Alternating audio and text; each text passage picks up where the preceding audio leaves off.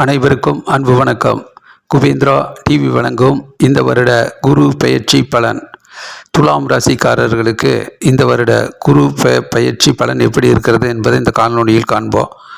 குரு பயிற்சி அதாவது ஜூன் மாதம் 2ஆம் தேதி 2026 குரு பயிற்சி ஆகுது. திருக்கணித பஞ்சாங்கத்தின் அடிப்படையில் ஏற்கனவே வாக்கிய பஞ்சாங்கத்தின் அடிப்படையில் 26/5/2026 குரு பயிற்சி ஆகிவிட்டது என்பது செய்தி. இப்போ திருக்கணித பஞ்சாங்கத்தினுடைய அடிப்படையில் மிதுன ராசியிலிருந்து கடகராசிக்கு இடம்பெயர்கிறார். கடகராசிக்கு இடம்பெயரும்போது அது உச்ச குரு உச்ச நிலை அடைகிறது. 12 வருடத்துக்கு ஒரு முறை அந்த இடத்துக்கு குரு உச்சமாவார். அதில் துலாம் ராசிக்காரர்களுக்கு 10ஆம் வீடாக வருது. 10ஆம் வீட்டில் இருக்கக்கூடிய குரு பகவான் தன்னுடைய நிலைப்பாட்டை எவ்வாறு பலன் கொடுக்கிறது என்பதை அறிந்து புரிந்து அதற்கேற்றாற் போல தன் வாழ்வியலை வடிவமைத்து கொள்வது நல்லது. 10ல் குரு என்பது தொழில் ஸ்தானத்தில் வர்றதர். வேலை வாய்ப்பு, தொழில் முன்னேற்றம், அலுவலக பணி, வியாபாரம், இந்த மாதிரியான சூழ்நிலைக்கு ஏற்ப 10ஆம் வீடு தொழில் ஸ்தானத்தில் குரு இருக்கும்போது, அதுவும் உச்சநிலை இருக்கும்போது இன்னும் கொஞ்சம் அதிவேகமாக உத்வேகமாக செயல்படும். அப்போது வியாபாரத்தில் இருக்கிறவங்க தன்னுடைய வியாபாரத்தில் அதிக கவனங்களை செலுத்தணும். அலுவலக பணியில் நிர்வாகத்தில் இருக்கிறவங்க தன்னுடைய நிர்வாகத்தில் எந்த அளவுக்கு தன்னுடைய இருப்பை பதவியை தக்க வைத்து கொள்வதில் இன்னும் கொஞ்சம் கூடுதல் கவனம் தேவைப்படும். அதே நேரத்தில் ஒரு புதிய தொழில் தொடங்கிறது, வியாபாரம், தொழில் முன்னேற்றம், ஒரு பெரிய நிறுவனத்தில் வேலை செய்கிறது, இந்த மாதிரி அமைப்பில் வேலை பார்க்கும்போது தன்னுடைய முன்னேற்ற படிகளில் கொஞ்சம் கொஞ்சமாக படிப்படியாக முன்னேறி வருகிற போது அந்த முன்னேற்றத்தில் இன்னும் கொஞ்சம் அதிக விழிப்புணர்வும் கவனமும் தேவைப்படும்.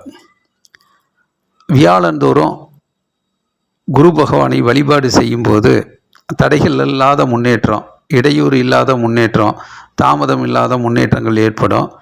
தன்னுடைய வெற்றியை தக்க வைத்து கொள்வதில் இன்னும் கொஞ்சம் அதிக தன்முனைப்போடு செயல்படுவது நல்லது.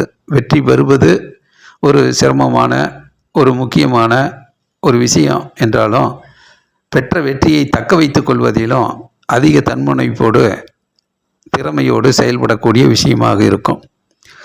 ஆகவே படிப்பு, கல்வி, தொழிற்கல்வி, எதிர்காலத்தினுடைய கல்வியை படிப்பது, புதிய புதிய சிந்தனைகளை தெரிந்து கொள்வது, இந்த மாதிரியான விஷயங்களில் முயற்சி செய்கிற போது அந்த முயற்சி ஏற்கனவே இருக்கக்கூடிய முன்னேற்ற பாதைக்கு கொஞ்சம் கீழ் இறங்கி விடாமல் அந்த இடத்தை தக்க வைத்து கொள்வதில் குரு பகவானுடைய அருளை பெற்றுக்கொள்வது நல்லது.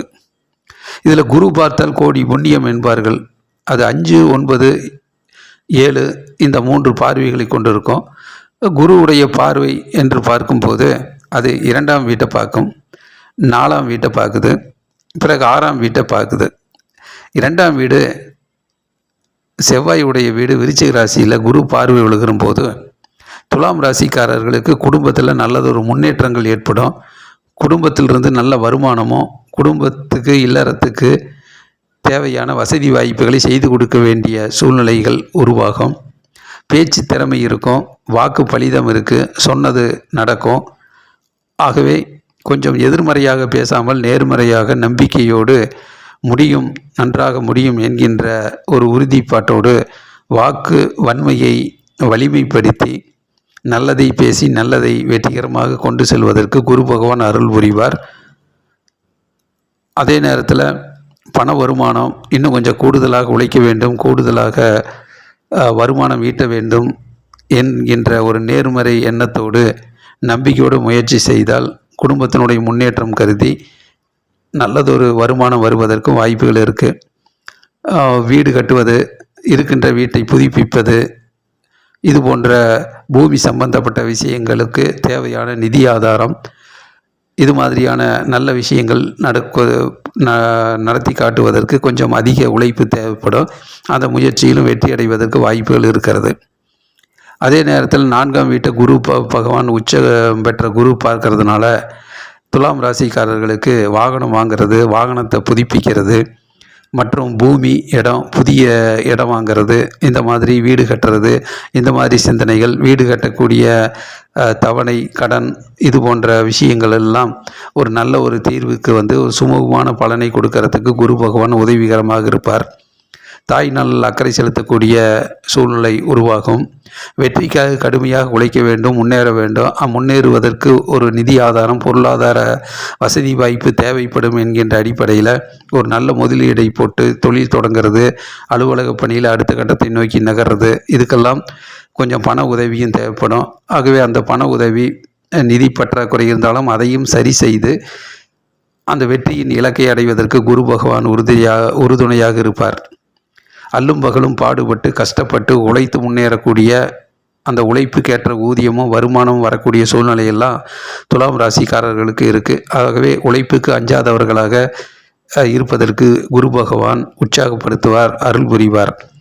இதில் குரு பகவான் தன்னுடைய 9ஆம் பார்வையாக 6ஆம் வீட்டை பார்க்கறதுனால உடம்பில் இருக்கக்கூடிய ஒரு தீராத பிரச்சனை இதெல்லாம் ஒரு நல்ல தீர்வுக்கு வரும். மருத்துவ உதவியால் உடல் ஆரோக்கியம் பெருகும்.